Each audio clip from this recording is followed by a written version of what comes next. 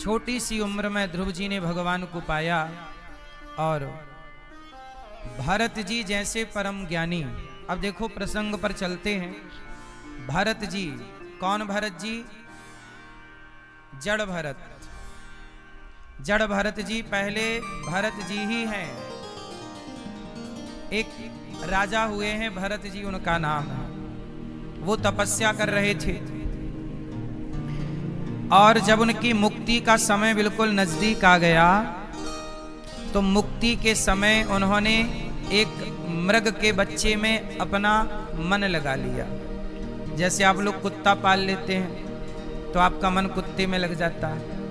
भरत जी का मन मृग में लग गया और मृत्यु के समय वो मृग का चिंतन कर रहे थे कि मेरे बाद मेरे मृग क्या क्या होगा, मेरा मृग मेरा मृग। और जब मृग का चिंतन करते वो मरे तो यमराज जी ने कहा कि देखो आपने मरते समय चिंतन एक मृग का किया है, इसलिए आपको मृग की योनि में जाना पड़ेगा। किसकी योनि में जाना पड़ेगा? बोलो, मृग की योनि। इसलिए आपको मृग बनना पड़ेगा। अब भरत जी जैसे परम ज्ञानी परम विद्वान, एक मृग में मन लग जाने से उन्हें क्या बनना पड़ा? मृग बनना पड़ा। इसका मतलब ये हुआ कि यदि आपका मन भी यहां वहां भटक जाए तो आपको भी वह गति प्राप्त होनी निश्चित है। इसलिए कहता हूं कि मरते समय कुत्ता बिल्ली स्त्री पुरुष कहीं मन ना जाए, केवल मन भगवान में जाए। यदि भगवान का चिंतन करते मरोगे तो उद्धार हो जाएगा। और भगवान से मन हटा तो फिर जिस योनि में जहां मन लगा है, कुत्ते में मन लगेगा तो आपको कुत्ता बनना पड़ेगा, स्त्री में मन लगा तो स्त्री बनना पड़ेगा, पुरुष में मन लगा तो पुरुष बनना पड़ेगा। अब आप लोग ही बताओ कि आपको क्या बनना है? मैया क्या बनोगी अगली बार बताओ? फिर पप्पू की अम्मा बन के आओगी? नहीं, फिर क्या बनोगे अगले जन्म में? मैया क्या बनोगी मेरी माँ? इसलिए कहते हैं हाँ, इतना तो करना स्वामी, इतना तो करना स्वामी, जब प्राण तन से निकले गोविंद नाम लेकर, मेरे प्राण तन से निकले। आना जरूर आना, राधे को साथ लाना, मुरली मधुर बजाना, जब प्राण तन से निकले। पीतांबरी कसी हो, होठों पे कुछ हंसी हो, छवि मन में ये बसी हो, जब प्राण तन से निकले। इतना तो करना स्वामी, इतना तो करना स्वामी, जब प्राण तन से निकले। तो मरते समय मन कहाँ लगे? भगवान में। अजामिल, अब देखो भरत जी मृग बन के आए, फिर तीसरा जन्म मनुष्य का पाए, तब राजा रघुगण को उपदेश किया। क्या उपदेश किया? सुनो जरा ध्यान से। भरत जी ने राजा रघुगण को उपदेश किया, त्वयोदितं व्यक्तिमभिप्रलब्धं भर्तुः समय स्याद्यदि वीरभारः,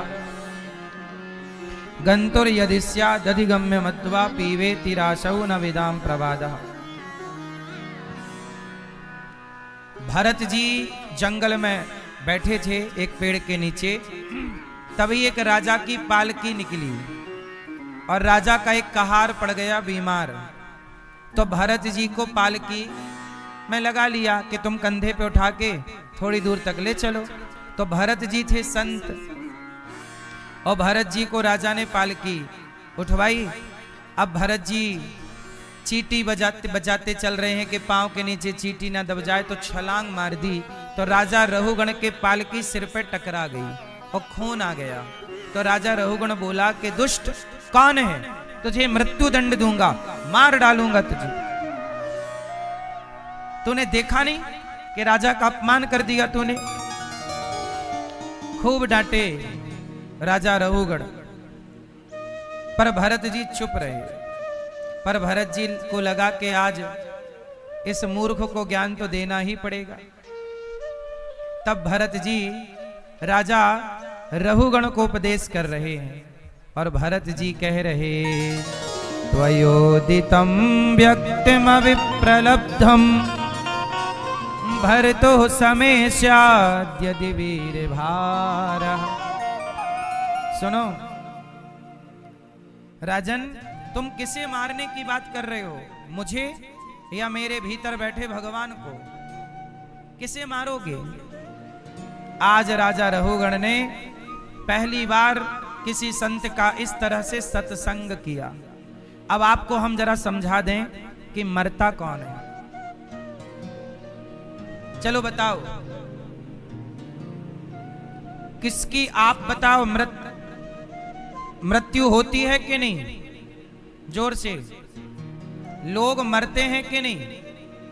बोलो हाँ या ना। आपकी मृत्यु होगी कि नहीं? जोर से, जोर से। पर हम कहें कि नहीं होगी तो? सुनो, किसकी मृत्यु होगी? किसकी होगी? शरीर की। तो शरीर की मृत्यु होगी तो शरीर को आपने बनाया है क्या? शरीर कितनी चीजों से बना है? 5, पृथ्वी, जल, वायु, अग्नि, आकाश। और ये 5 तत्व जब आप मरोगे तो चिता पे जलेंगे तो 5 तत्व में मिल ही तो जाते हैं। जल तत्व कहां चला गया? जल में मिल गया। वायु तत्व वायु में, अग्नि तत्व अग्नि में, पृथ्वी तत्व पृथ्वी में, आकाश तत्व आकाश में। अब ये बताओ मरा कौन? सवाल ये है कि मृत्यु किसकी हुई? शरीर की। मैया समझो ना, शरीर तो 5 चीजों से मिलकर बना है और 5 चीजें 5 में समा गई। समझ में आ रही है कि नहीं आ रही है? नहीं आ रही है तो बहुत ध्यान से सुनो। ओ मैया, ओ पंचायती मैया, देखो खड़ी होके मैया पंचायत कर रही है, ना जाने और किसको बुला रही है।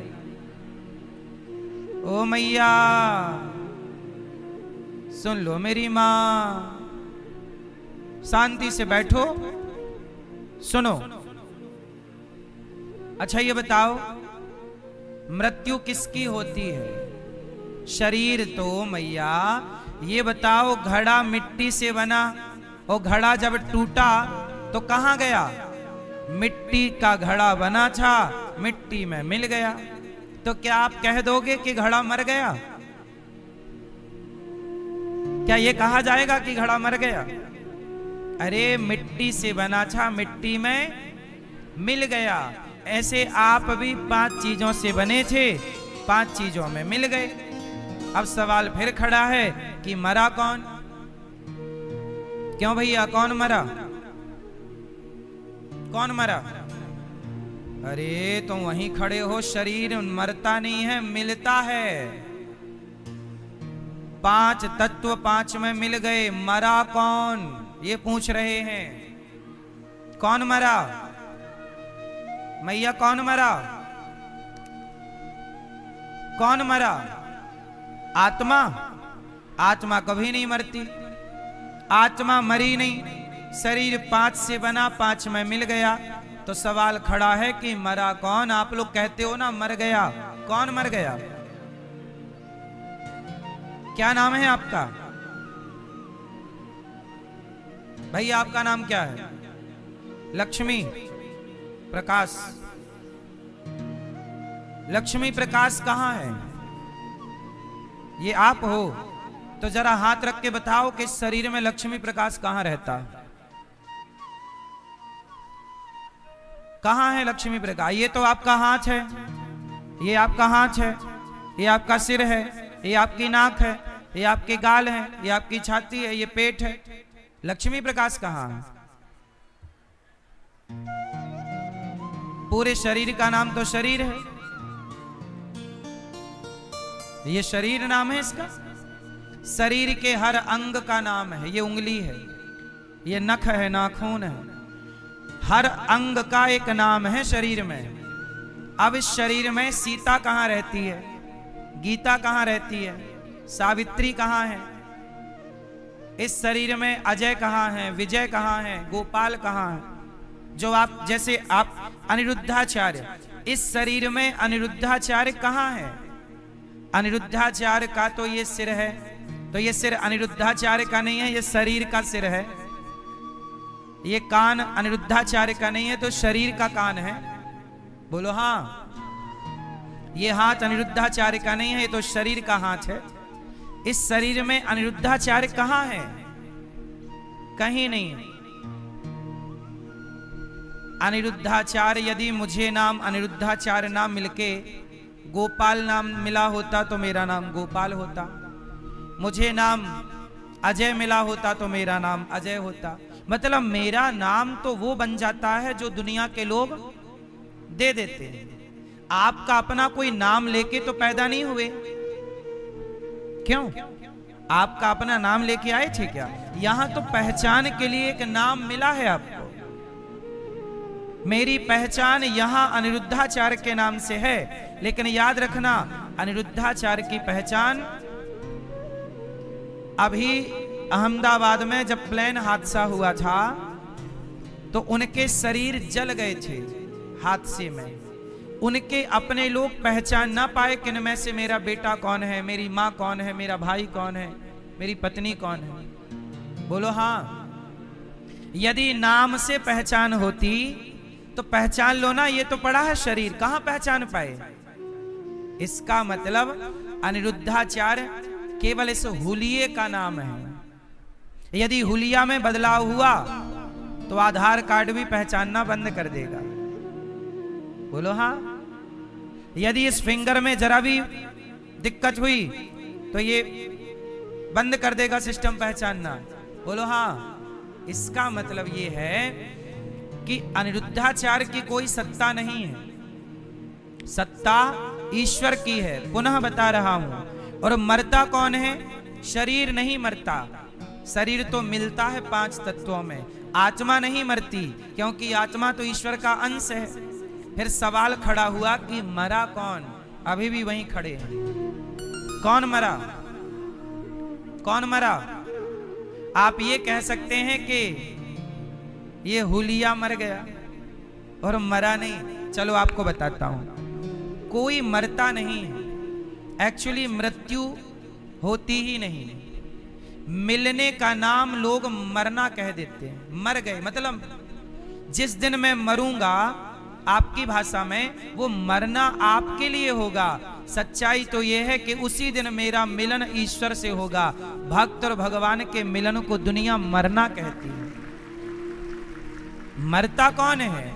जाता नहीं कोई दुनिया से दूर चल के, मिलते हैं सब यहीं पर कपड़े बदल बदल के। यहां कोई आज इस कपड़े में मैं हूं, कल दूसरा कपड़ा होगा, मतलब शरीर बदलता है ना। आत्मा वासांसि जीर्णानि यथा विहाय, बदलती रहती है आत्मा शरीर रूपी कपड़े को। अब सवाल फिर खड़ा है कि मरा कौन? कौन मरा? आप बताओ। कोई नहीं। आप मरे? बोलो हाँ या ना, जोर से। नहीं। अब एक और सवाल खड़ा है, ये बताओ, आपका शरीर यहीं जल जाता है तो आप लोग कहते हो स्वर्ग जाओगे, नरक जाओगे, तो ये बताओ ये स्वर्ग कौन जाता है और नरक कौन जाता है? शरीर तो यहीं जल गया ना आपका और मेरा। कौन गया स्वर्ग नरक? दादाजी आप स्वर्ग जाओगे कि नरक? कन्फर्म कर लो। कहां जाओगे?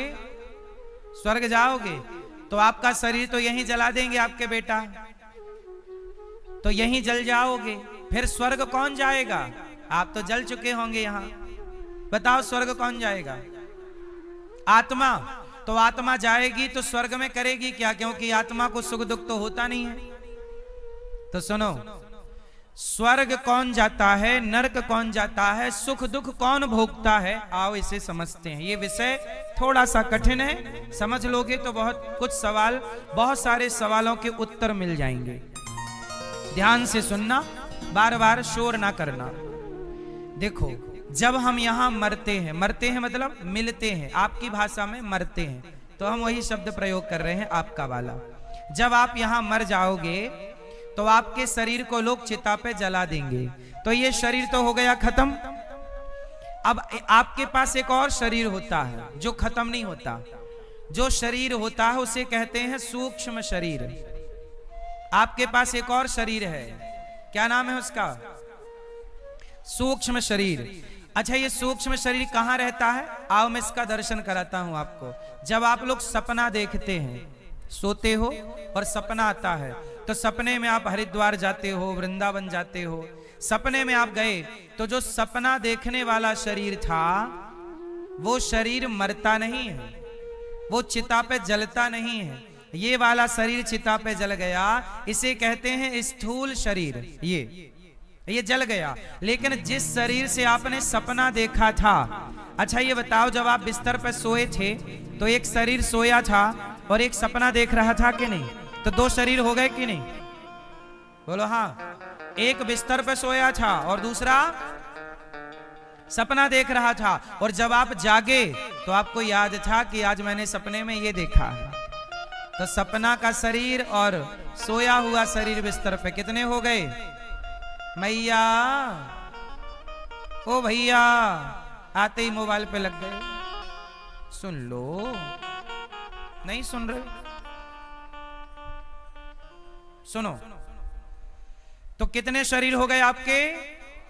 दो। वैसे शरीर एक और होता है जिसे कारण शरीर कहते हैं। शरीर तीन होते हैं, स्थूल, सूक्ष्म और कारण। कारण शरीर, जिस कारण आप स्त्री बने, पुरुष बने, कुत्ता बने, बिल्ली बने, वो कारण शरीर। पर यहां बात करेंगे दो शरीरों की। एक तो चिता पे जल गया स्थूल, और एक सूक्ष्म शरीर जो स्वप्न का दृष्टा है। जब आप मरते हो तो यमदूत सूक्ष्म शरीर को पकड़ कर ले जाते हैं यमराज के पास, और सूक्ष्म शरीर गया, सूक्ष्म शरीर की पेशी हुई। यमराज ने कहा चलो क्या लाए हो, कितना पाप लाए हो, कितना पुण्य लाए हो, चलो निकालो। वहां आपकी डायरी खुलती है। जो आपने पाप किया होगा पाप पाप अलग, जो पुण्य किया होगा पुण्य पुण्य अलग। वहां देखा जाएगा क्या पाप किया है, क्या पुण्य किया है। अच्छा, जब आपके पाप और पुण्य का हिसाब होगा तो बताओ क्या ज्यादा निकलेगा आप लोगों का? जोर से। पाप पता है कि ज्यादा निकलेगा, तो काहे करती हो मैया पाप? सुधरोगी नहीं मेरी मां। पाप निकलेगा ज्यादा महाराज, पता है कि ज्यादा निकलेगा, तो काहे नहीं छोड़ते पाप? जब आपका पाप ज्यादा निकलता है तो यमराज जी कहते हैं कि देखो जी आपका पाप ज्यादा है, ऐसा करो कि पहले पाप भोगो, और पाप भोगने के लिए यमराज जी आपको 84 लाख योनियों में डाल देते हैं। 84 लाख योनियां क्या है? पाप का दंड है। कुत्ता बना दिया, बिल्ली बना दी, चमगादड़ बना दिया। 84 लाख योनियों में जाकर व्यक्ति अपने पाप का फल भोगता है, और जब पाप भोग लेता है थोड़ा सा शेष रहता है, तब वो वापस यमराज जी के पास जाता है। यमराज जी बोले कि तुमने पाप भोग लिए, अब जो तुमने पुण्य किया है, जो तुमने किसी भूखे को रोटी दी है, प्यासे को पानी दिया है, तुमने कुंभ स्नान किया है, माघ मेला में कल्पवास किया है, तुमने जो पुण्य किया है उस पुण्य के फल से जाओ, हम तुम्हें फिर 84 लाख योनियों के बाद मनुष्य का शरीर दे रहे हैं कि जाओ अब इस शरीर को पा करके पुनः अच्छे कर्म करना कि मोक्ष प्राप्त हो जाए। तब ना संत जन कहते हैं कि बड़े भाग्य मानुष तन पावा। बोलो बड़े भाग्य मानुष तन पावा। बड़े भाग्य से ये मानव चोला मिलता है।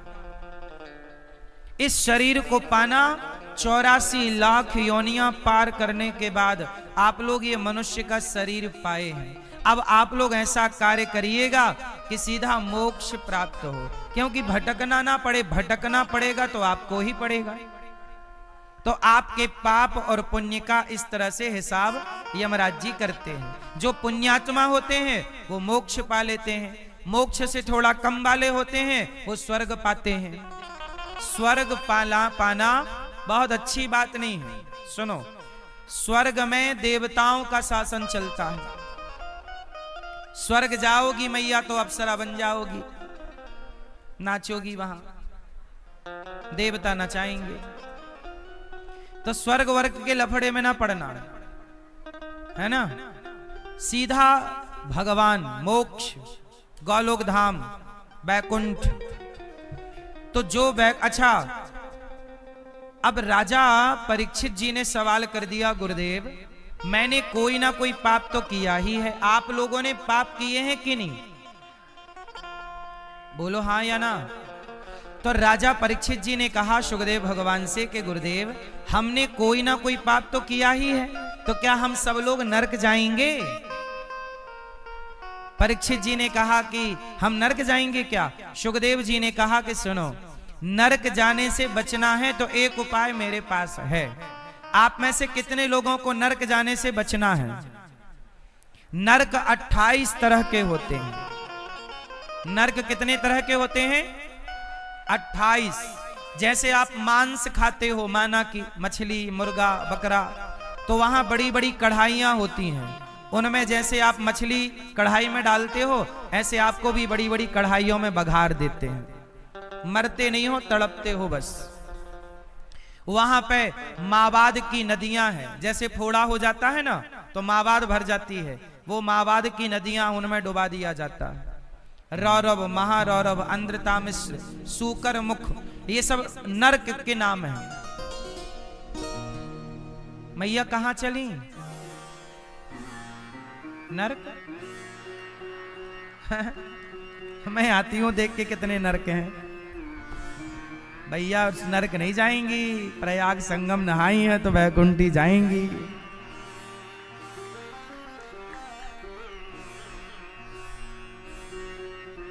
ध्यान से सुनो, नरक कितने तरह के होते हैं? 28। इन नरकों में जो व्यक्ति जैसा पाप करता है, जैसे आपका किसी पराये पुरुष से ईलू ईलू है, और जैसे किसी पुरुष का पराई औरत से ईलू ईलू है, तो आपको वहां भी ईलू ईलू मिलेगा। वहां भी स्वर नरक में एक लोहे का पुरुष मिलता है और लोहे की स्त्री मिलती है। जो स्त्रियां अपने पति को धोखा देके पराये मर्द से ईलू ईलू खेलती हैं, उन स्त्रियों को नरक में एक लोहे का पुरुष होता है। लोहे का पुरुष बिल्कुल गरम लाल, उससे चिपकाया जाता है। आपको चिपको इससे। और स्त्रियों को पुरुष से और पुरुषों को लोहे की बनी गर्म लाल स्त्री से। और खेलो इलू इलू और दो धोखा।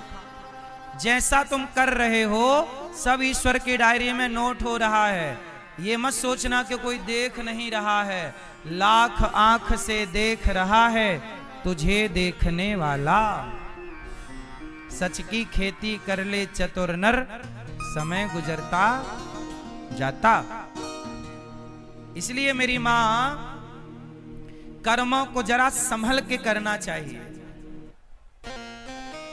28 नरक हैं।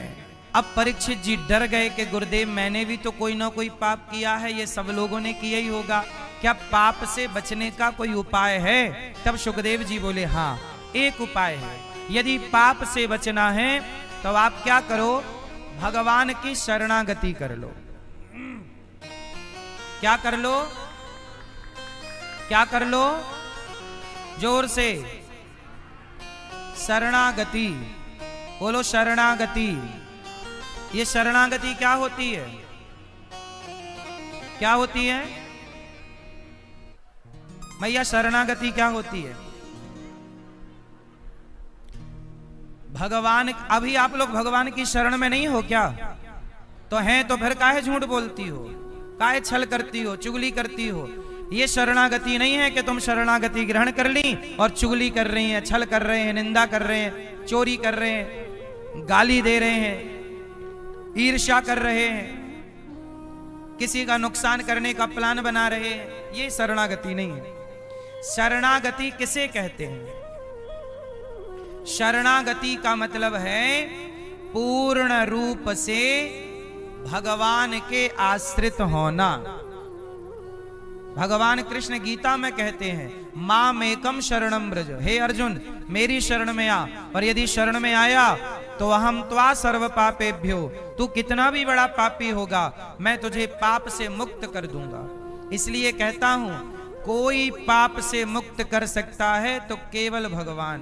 इसलिए आप लोग समय रहते भगवान के चरणों में, हे श्रीमन नारायण, हे प्रभु हम आपके हैं, और भगवान के ऐसे बनो कि जैसे समर्पण क्या है। अब समर्पण का उदाहरण आपसे मैं पूछूं कि समर्पण शरणागति का एक उदाहरण दो, तो भैया बताओ समर्पण का उदाहरण क्या है? आप क्या देंगे? आपको समर्पण किस में ज्यादा दिखता है संसार में? बोलो, हैं? किस में समर्पण किस में ज्यादा है मैया? किस में है मेरी मां?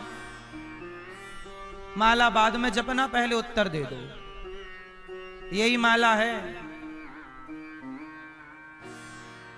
समर्पण किसे कहोगे? उदाहरण से पूछा जाए, एक उदाहरण दे के समझाओ कि ये समर्पण है?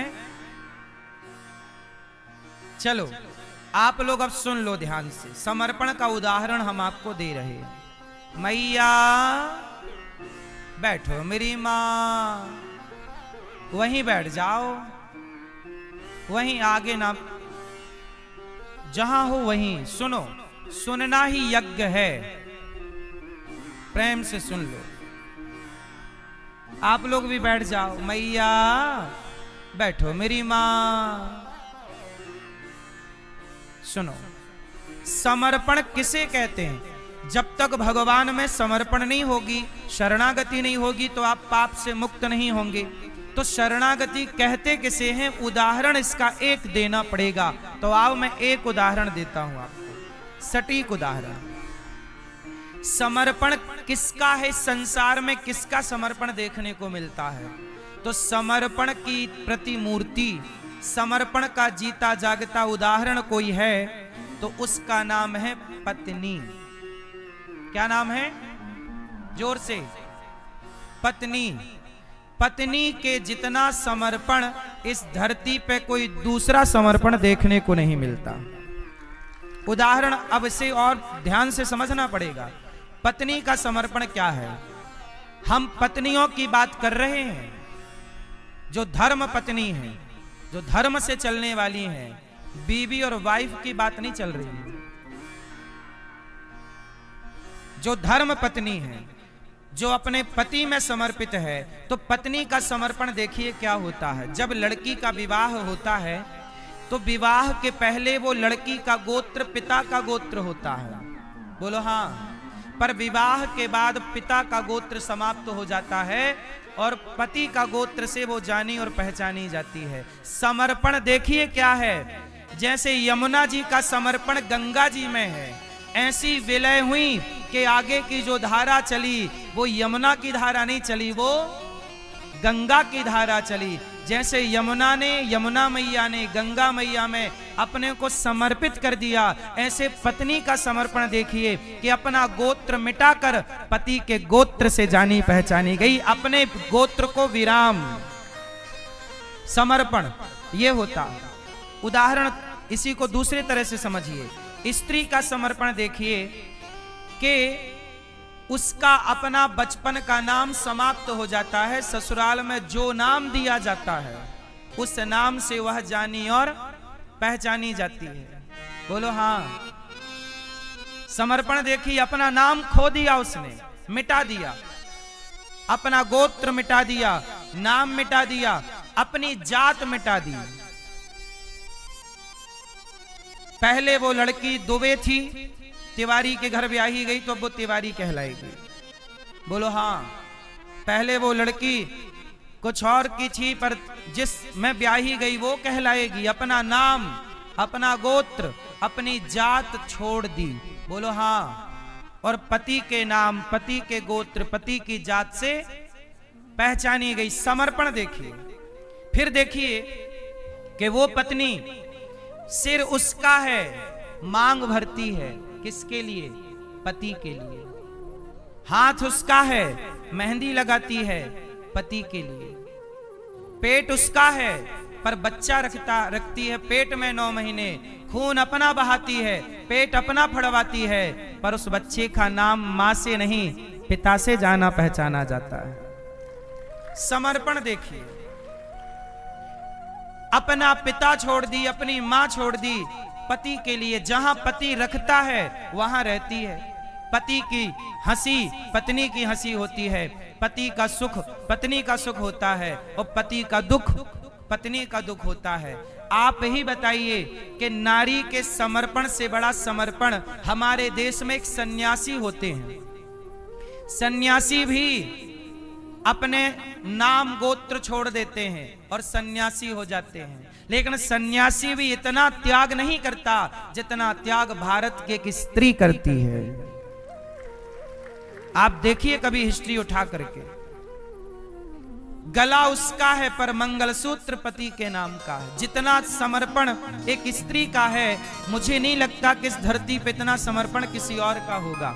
आपको कोई और नाम सूझ रहा हो तो मुझे बता दो। स्त्री का समर्पण, जैसे स्त्री पत्नी है, पति के लिए हो गई समर्पित, जैसे पत्नी पति में समर्पित है, ऐसा ही समर्पण जिस दिन भक्त का भगवान में हो जाए, इसी का नाम शरणागति है। कि सुख भी तेरा और दुख भी तेरा। पति यदि पेड़ की छांव में रहने लग जाए तो पत्नी भी रहने लग जाएगी। पति महलों में रहने लग जाए तो पत्नी भी महलों में रहने लग जाएगी। पति 100 रुपया की साड़ी पहनाए तो 100 की पहन लेगी, और 1000 की पहनाए तो 1000 की पहन लेगी। ये समर्पण है। यही समर्पण चाहिए कि जिंदगी की डोर सौंप हाथ दीनानाथ के, महलों में रखें चाहे झोपड़ी में वास दे। पति जहां रखता है पत्नी वहां रहती है, पर खुश रहती है, बस पति का प्यार चाहती है। ऐसे आप भी भगवान जहां रखें वहां उस हाल में खुश रहिए और प्रभु के प्यार का अनुभव करते रहिए। यही समर्पण है। इसे कहते हैं समर्पण, इसे कहते हैं शरणागति। यदि स्त्री जैसा समर्पण नहीं आया तो आपकी शरणागति नहीं हुई। अपने को मिटाना पड़ेगा, जीरो। इसलिए राम तुलसीदास जी ने ग्रंथों में लिखा है कि हमें शून्य होना पड़ेगा। बोलो एक, बोलो एक। शून्य। कौन बड़ा है? शून्य बड़ा कि एक बड़ा? कौन बड़ा? एक बड़ा है। कौन बड़ा? एक बड़ा है, शून्य बड़ा नहीं है। लेकिन एक बात बताएं, जब एक के पीछे खड़ा हो जाता है शून्य तो कितना बन जाता है? 10।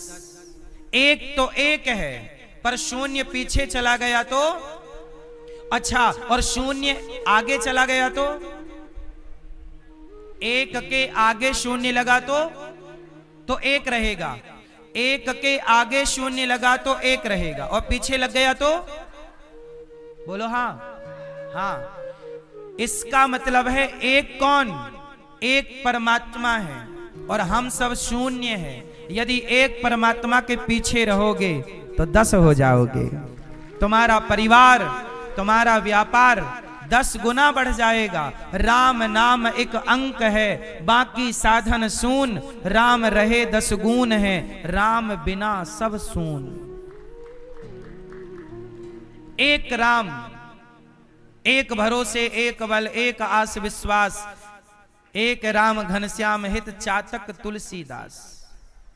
एक एक एको ब्रह्म द्वितीयो नास्ति, एक ईश्वर सदा अपने को, अच्छा एक के आगे खड़ा हो जाए शून्य तो शून्य ही रहेगा। ईश्वर के आगे खड़े मत होइए। ईश्वर के महाभारत के युद्ध में अर्जुन कृष्ण के आगे थे कि पीछे? कृष्ण आगे हैं, रथ चला रहे हैं, और अर्जुन बस इसलिए जीतना जिस दिन कृष्ण के भगवान के पीछे खड़े होना आप लोगों को आ गया और समर्पण के साथ खड़े होना आ गया, उस दिन आपकी जीत तय है, कोई नहीं रोक सकता आपको। बस पीछे खड़े होना आ जाए, इसलिए समर्पण चाहिए। और समर्पण कैसा? पत्नी तुम्हारी गुरु है, पत्नी से सीखो, अपनी पत्नी को समर्पण का गुरु समझो। जैसा समर्पण वो करती है आप भी करो ईश्वर के चरणों में, ईश्वर की पत्नी बन जाओ। इसलिए भीष्म पितामह कहते हैं कि प्रभु मेरी बेटी को आप स्वीकार कर लो। भगवान कृष्ण बोले पितामह आप तो बाल ब्रह्मचारी हो, आपकी बेटी कहां से आ गई? आपकी तो कोई बेटी नहीं है, कहां से आपकी बेटी आई? कहा कि महाराज जो मेरी बुद्धि है, इतिमति रूप कल्पिता वितृष्णा भगवती सात्वत पुंगवे विभूमि, ये जो मेरी मति है, बुद्धि है, यही मेरी पुत्री है, इसे स्वीकार कर लो। मतलब मेरी मति, मेरा मन सदा भगवान के चरणों में लगा रहे, यही समर्पण है, और कहीं ना जाए। भरत जी के इस ज्ञान से अब देखो ना, अजामिल जैसा पापी,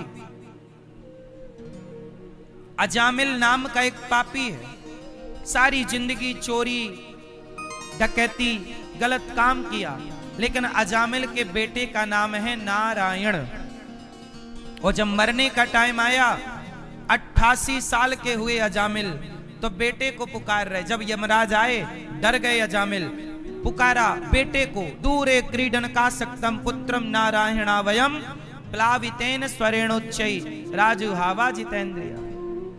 पुकार रहे हैं नारायण नारायण, बेटे को बुलाया नारायण। भगवान ने सुन लिया कि कोई पुकार रहा, दौड़ करके पार्षदों ने आकर यमदूतों को भगाया, कहा मरते समय इन्होंने नाम ले लिया। मैया कितना भी बड़ा पापी क्यों ना हो, अच्छा एक बात बताओ, कितने भी दिनों का अंधकार हो, दीपक जलते ही अंधकार मिट जाएगा कि नहीं? बोलो। अंधकार ये तो नहीं कहेगा कि मैं 50 साल से यहां रह रहा हूं, मैं नहीं जाऊंगा। कितना भी सालों का अंधकार हो, दीपक जलते ही समाप्त हो जाएगा। जैसे आग की एक चिंगारी बड़े से बड़े ढेर को जलाकर समाप्त कर सकती है, ऐसे भगवान का एक नाम बड़े से बड़े पापी को पवित्र कर सकता है। अजामिल जैसा पापी एक नाम क्या ले लिया, लो भैया, उसे 88 साल की उम्र में मरने के टाइम जब नाम लिया तो उसे 12 साल की उम्र और बढ़ा दी गई। कहा कि अब तुम तपस्या करो, और अजामिल ने और नाम जप किया। आप लोग ना 60 साल के बाद ये सोचा करो कि आप मर गए, और बची हुई जो उम्र है वो उम्र अपने कल्याण में लगा दो। मतलब बची हुई 60 साल के बाद जितनी उम्र बच जाए वो सारी उम्र भगवान के नाम कर दो। हर श्वास भगवान की हो, हर घड़ी परमात्मा की हो। अब तुम जमाने के लिए सांसें ना लो, संसार ठीक चल रहा है, बेटा बेटी को समझा बुझा दो, ए बेटा समझो, ठीक चलो, बस पीछे ना पड़े रहो। बची हुई सांसें भगवान के नाम कर दो। अजामिल ने 12 साल खूब नाम जप किया, और अजामिल जैसा पापी परम गति को पा लिया नाम के बल पे। हम नहीं जानते पूजा कैसी है, पाठ कैसा है, यज्ञ की विधि क्या है, लेकिन हम ये जानते हैं कि नाम क्या है। बोलो सीताराम, राधे कृष्ण, राधे कृष्ण। श्रीमन्नारायण श्री कृष्ण गोविंद हरे मुरारी, हे नाथ नारायण वासुदेव। ये नाम आता है ना, मैया तुम्हें कुछ भी ना आवे, केवल नाम जपना आ जाए। इस नाम जप से भी तुम वही गति पाओगी जो साधु संत बड़ी बड़ी तपस्या बड़े बड़े ज्ञान बल से प्राप्त करते हैं। केवल नाम, इसलिए कहता हूं काम करते रहना। और नाम जपने वाले को ध्यान क्या रखना चाहिए कि उसे निंदा नहीं करनी चाहिए, चुगली नहीं करनी चाहिए। यदि नाम जपने वाला भी निंदा चुगली करेगा तो फिर सामान्य व्यक्ति और नाम जपने वाले में अंतर क्या रह जाएगा। थोड़ा तो अंतर रखो, दूरियां थोड़ी तो रहें। ऐसा है ना मैया कि एक जंगल में एक गधा गया, एक धोबी था। वो धोबी गधे को लेके जंगल चला गया। मैया मैया सुन रही हो ना मेरी माँ? पीछे वाली मैया, लाल मैया, आ रही है आवाज? नहीं आ रही है? आवाज आ रही है तो बोलो हाँ। सुनो, देखो ऐसा है कि एक जंगल में एक धोबी भाई गधे को लेकर के गए चराने के लिए। चल गधा चर ले थोड़ा। धोबी को रास्ते में एक सुंदर सा चमकीला पत्थर मिल गया, तो पत्थर बड़ा अच्छा लगा। तो धोबी वो पत्थर लेके आया और उसमें रस्सी बांधा और गधे के गले में टांग दिया कि चमकीला पत्थर मेरे गधे के गले में अच्छा लगेगा। अब वो रोज गधे को नहलाए, धोबी साबुन लगाए, उसी पत्थर से उसके शरीर को रगड़े। एक दिन वहां से एक जौहरी निकला। जौहरी ने देखा कि ये तो बहुत महंगा हीरा है, गधे के गले में लटक रहा है। तो जौहरी ने सोचा कि यदि मैं कह दूंगा कि ये हीरा है तो धोबी इसके भाव बढ़ा देगा। तो होशियारी से कहा जौहरी ने कि भाई साहब ये पत्थर कितने का दिया? ये पत्थर चाहिए। धोबी बोला भाई ऐसे पत्थर जंगल में बहुत पड़े हैं, ले लो। जौहरी बोला कि मुझे टाइम नहीं है जंगल जाने का, पर ये पत्थर अच्छा लग रहा है, तुम 5 रुपए में दे दो, 5 रुपए में दे दो। जय हो पूज्य महाराज जी की जय।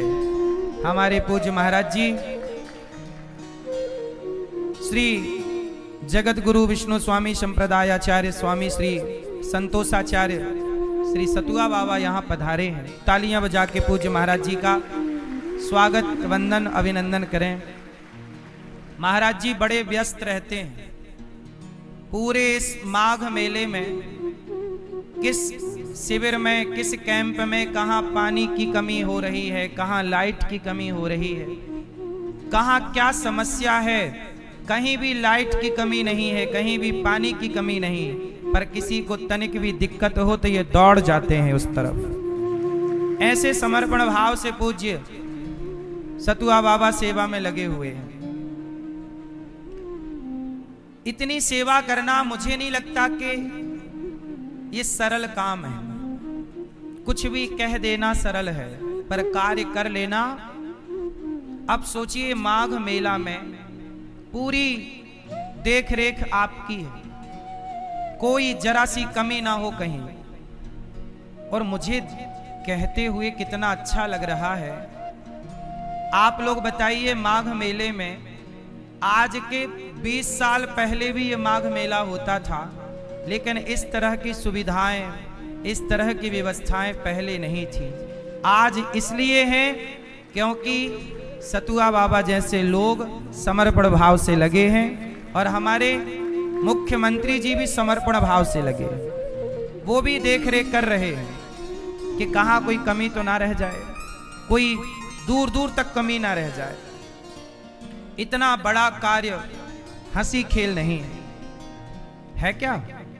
आप लोगों को आपके घर की व्यवस्थाएं नहीं संभलती, और देखो ना, यहां माघ मेले में एक शहर बसा हुआ है नया। ये शहर ही तो है, नया शहर जहां सब सुविधाएं हैं। प्रयागराज की तो शहर की लाइट जाती भी होगी शायद, पर कुंभ मेले की तो लाइट भी नहीं जाती 1 मिनट के लिए। ये बात सही है कि गलत है? आप कितने यहां कल्पवासी रह रहे हैं? लाइट नहीं जाती ना? पानी की सेवा, लाइट की सेवा, सड़कों की सेवा सुव्यवस्थित है। ये सब मजाक नहीं है, हंसी खेल नहीं है। दिन रात लगना पड़ता है तब ये कार्य होता है। इस मेहनत को भी प्रणाम करना चाहिए।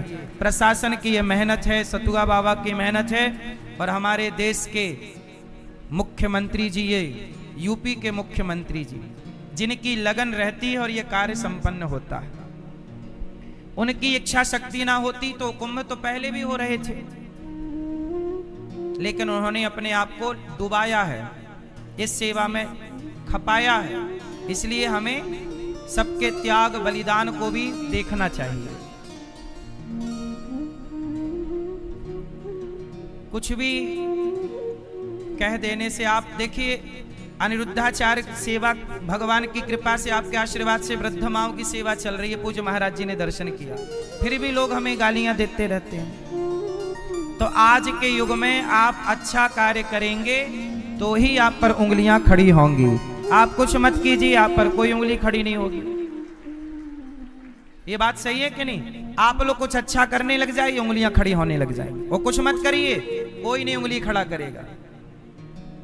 इसलिए यहाँ का प्रशासन, यहाँ का शासन, और हम तो जानते हैं कि पूज्य सतुआ बाबा दिन रात, आप लोग जब सो जाते हैं तब भी ये रात 2 बजे रात हो, 12 बजे रात हो, ये चारों तरफ चक्कर काटते हैं कि कहीं कोई दिक्कत ना हो जाए, कोई समस्या ना हो जाए। ये समर्पण है साहब, ये सब मजाक नहीं है, मैं बार बार कह रहा हूं। देखो यहां सबके लिए भोजन सतुआ बाबा चला रहे हैं। इनके पूर्वाचार्यों ने, कल मैंने बताया था कि जो पूर्व सतुआ बाबा रहे हैं, हमारे श्री संतोषाचार्य जी के जो पूर्वाचार्य हुए हैं, इनके गुरु के गुरु के गुरु, जो पूर्व इनके गुरु हुए हैं, उनके पास स्वयं भगवान शंकर भिक्षा लेने आए थे। ये काशी का इतिहास है, ऑन रिकॉर्ड इतिहास है। भगवान शंकर आए और कहे बाबा बड़ी भूख लगी है, कुछ खाए भी को दे दे। तो चने का सत्तू दे दिया था इनकी कुछ पीढ़ियां पूर्व इनके गुरु आचार्यों ने, कि लो बाबा ये खाओ। तो वो सत्तू लेकर के भगवान शंकर काशी विश्वनाथ बोले बाबा आज से तुम सब भक्तों को ये सत्तू बांटना। ये कह के भोलेनाथ चले गए, और तब से उस पीठ से सदा भक्तों को सत्तू की सेवा होती आई। इसलिए इस पीठ का नाम पड़ा सतुआ बाबा पीठ। तब से सतुआ बाबा मतलब इन्होंने सत्तू का दान किया है। कोई भी काशी आए, उस जमाने में ये बात ना सैकड़ों साल पुरानी है, मतलब सैकड़ों वर्ष पुरानी हम बात कह रहे हैं। तो इनके आचार्यों ने सबकी सेवा की। कोई भी काशी आता तो भोजन कहाँ मिलता?